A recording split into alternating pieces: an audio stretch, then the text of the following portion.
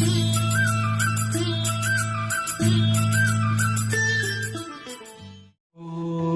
सद्गुरुवे नमः।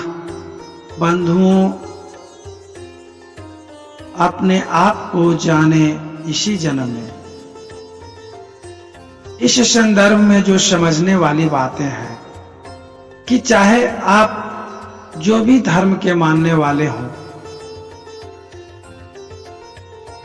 जिस विचार से भी प्रेरित हों, न तो वो विचार गलत है और ना ही वह धर्म गलत है।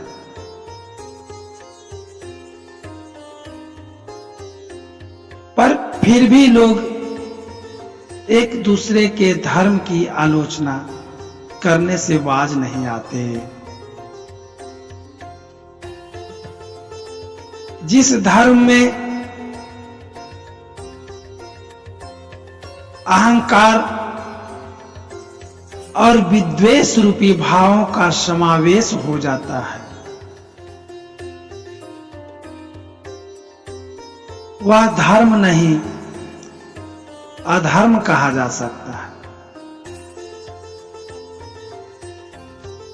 क्योंकि इस धरती पर जन्म लेने वाले जितने भी महापुरुष हुए,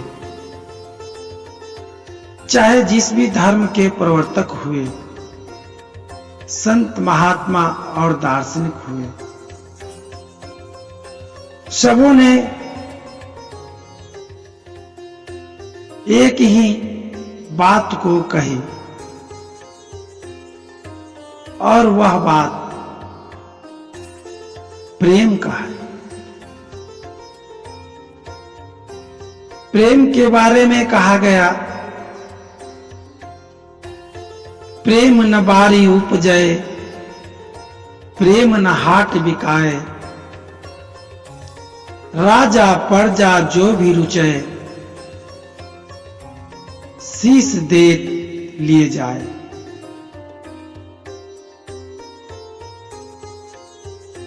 प्रेम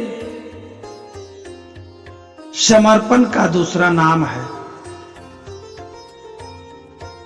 प्रेम भक्ति का ज्वलंत उदाहरण है। जब तक मनुष्य के जीवन में प्रेम का समावेश नहीं होता, करुणा और सहृदयता का समावेश नहीं होता, तब तक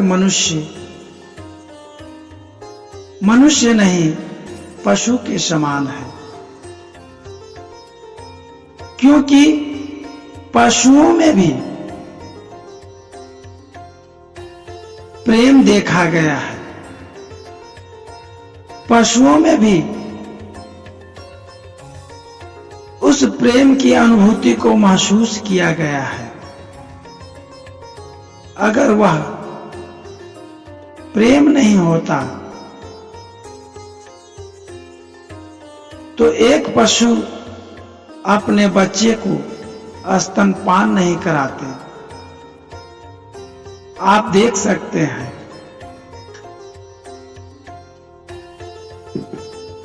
गाय, भैंस, बकरी, जितने भी जंतु हैं, सब एक दूसरे से स्नेह करते हैं, प्रेम करते हैं। फिर भी वो मानव की श्रेणी में नहीं आते। फिर भी उनको वो सुविधाएं प्राप्त नहीं होता जो हम मनुष्यों को मिला है। इसका एक और कारण है, प्रेम के साथ विवेक का होना, चेतना का होना। इसीलिए मनुष्यों को 84 लाख जीवों में सर्वश्रेष्ठ, सबसे सुंदर, सबसे अच्छा, सबसे कल्याणकारी और सबसे बड़ा विध्वंसक माना गया है। यह हमारे विवेक और प्रवृत्ति पर निर्भर करता है कि आप इस अपने जीवन में मानव इंसान बनकर के रहना चाहते हैं या दानव शैतान बनकर के रहना चाहते हैं। पर प्रेम की जहां तक बातें आती हैं, इस चीज को मनुष्य को समझना जानना बहुत जरूरी है। प्रेम लोग अपने बच्चों से करते हैं, परिवार से करते हैं, हित कुटुंबियों से करते हैं, पर यह प्रेम शाश्वत प्रेम नहीं कहा जा सकता।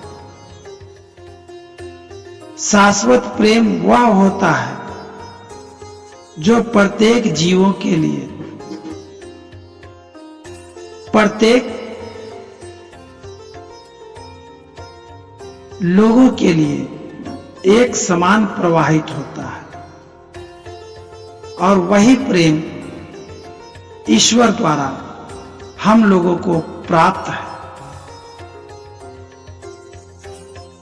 ईश्वर जिन्होंने इस दुनिया को बनाया, आज के समय में लोग इस चीज को आडंबर ढोंग मानते होंगे।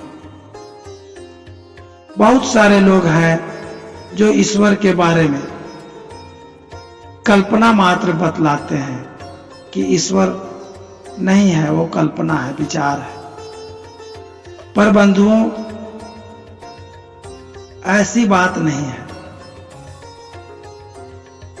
जो बातें हमारे शास्त्र पुराण में हमारे देश के ऋषि महर्षियों ने, संत महात्माओं ने शोध कर कह दिया, बतला दिया, वही सत्य है। क्योंकि वे युग पुरुष जिन्होंने अपने तपोबल से जितना उन्होंने मेहनत किया था, आज के समय में जो हम लोग हैं, हम लोगों के पास इतनी क्षमता नहीं है कि उन महापुरुषों के बराबरी का कर सके। जितना उन्होंने ध्यान, लगन और एकाग्रता के साथ मंथन करके, शोध करके वेद पुराण और शास्त्रों की रचना की, उतना आज के लोगों में, आज के विद्वानों में, आज के दार्शनिकों में क्षमता नहीं है। इसीलिए हम सनातन परंपरा के जिन्होंने आगे बढ़ाने का काम किया, उन संत महात्माओं के बातों अक्षरशः सत्य और केवल सत्य मानते हुए उनके चरणों में बारंबार नमस्कार करता हूं। तो बंधुओं, इस जगह जो समझने वाली बात है चेतना, जब ईश्वर ने हमें यह शरीर में प्रवेश करने का एक मौका दिया, चेतना दिया, तो यह चेतना हमारा जो है से जिस तरह से हम लोग रात्रि में विश्राम करते हैं, सोते हैं, वह चेतना सोई हुई अवस्था में होती है और उसे जगाने का प्रयास किया जा सकता है। अपनी चेतना को जगाने की विधि जो है, वो समय के सद्गुरु, संत, महंत और दार्शनिक बतलाते हैं। तो जब तक इस जीवन में हैं, तब तक अपने उस विवेक रूपी चेतना का, ज्ञान का रसापान करना हम मनुष्यों का परम कर्तव्य बन जाता है। क्योंकि उसी चेतना के माध्यम से लोगों के अंदर यह समझ विकसित होता है, समझदारी विकसित होता है, उचित और अनुचित का ज्ञान होता है, सत्य और असत्य की अनुभूति होती है, और अपने जीवन में व्यवहार रूप में सद्कर्मों की पहचान होती है और उस पर चलने का दिशा निर्देश प्राप्त होता है।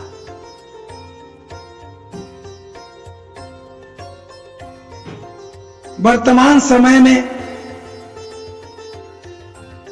मैं किसी पंथ का व्यक्तिगत आलोचना नहीं करना चाहता, पर क्योंकि उस पंथ के जो प्रवर्तक रहे उन्होंने कभी सनातन धर्म के ऊपर या किसी अन्य धर्मों के ऊपर या किसी जाति वर्ग के ऊपर कटाक्ष नहीं किया, आरोप नहीं लगाया। आरोप लगाया गया, भेदभाव किया गया, तो उनके बाद के पीढ़ी वाले जो उनके उत्तराधिकारी हुए या जो उनके अनुयायी हुए, उन लोगों ने विद्वेष और भ्रम पैदा किया और अपने अपने सोच के अनुसार उनकी बातों को व्याख्या करना प्रारंभ कर दिया और यही बाद में चल करके एक विवाद और लोगों के बीच में दीवार खड़ा करने का काम किया। इन बातों को प्रत्येक लोगों को समझने की आवश्यकता है।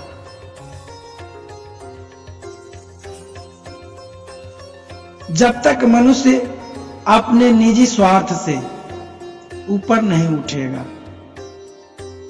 जब तक मनुष्य बालक के हृदय रूपी व्यवहार से ईश्वर को, भक्ति को प्राप्त करने का प्रयास नहीं करेगा, तब तक वह इसी तरह से जन्म लेता रहेगा, मरता रहेगा। नाना तरह के मतभेदों से, अपने हित कुटुंबियों परिवारों के बीच मतभेद से जो समस्याएं उत्पन्न होगी, उसका सामना करते करते करते करते परेशान हो जाएगा और अंततः उसका जीवन उसी तरह से चला जाएगा जैसे कि कहा गया है, खाली हाथ आया था, खाली हाथ जाओ। तो बंधुओं, खाली हाथ आए थे यह तो पता नहीं, पर खाली हाथ नहीं जाए, इसका समाधान लोग अपने इसी जीवन में कर सकते हैं। जो मनुष्य के साथ जाने वाला चीज है, उस चीज को समझिए। जिसके लिए इंसान पूरा जीवन भागता रहता है, दौड़ता रहता है, परेशान रहता है, वह उसके साथ कभी नहीं जाता। जाता है तो सिर्फ उसका द्वारा किया गया धर्म या कुकर्म।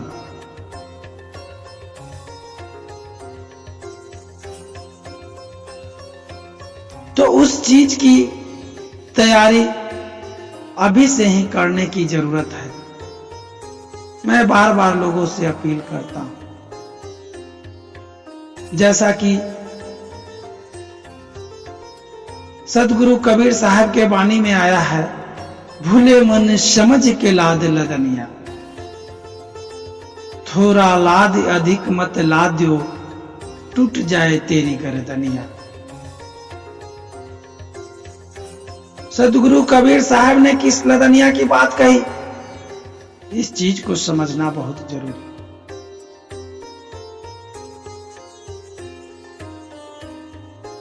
जब इंसान जन्म लेता है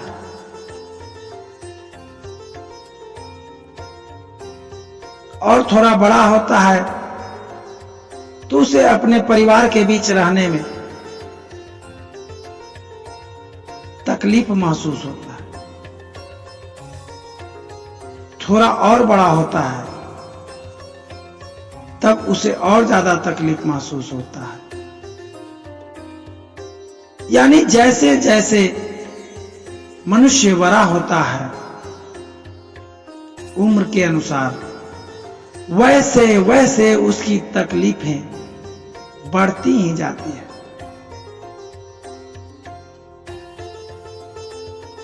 और वह क्या सोचता है?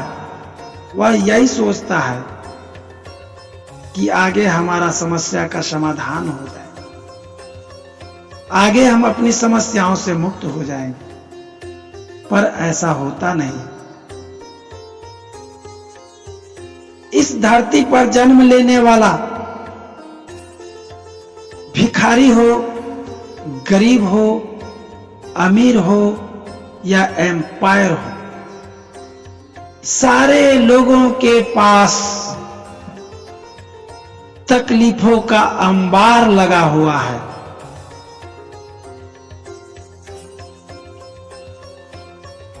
गरीब को अपनी तकलीफ दिखाई देती है, अमीरों को अपनी तकलीफ दिखाई देती है,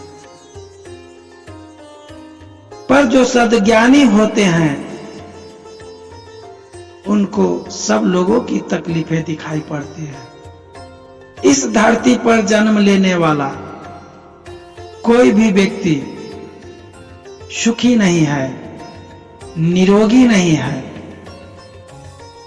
इस बात को समझिए।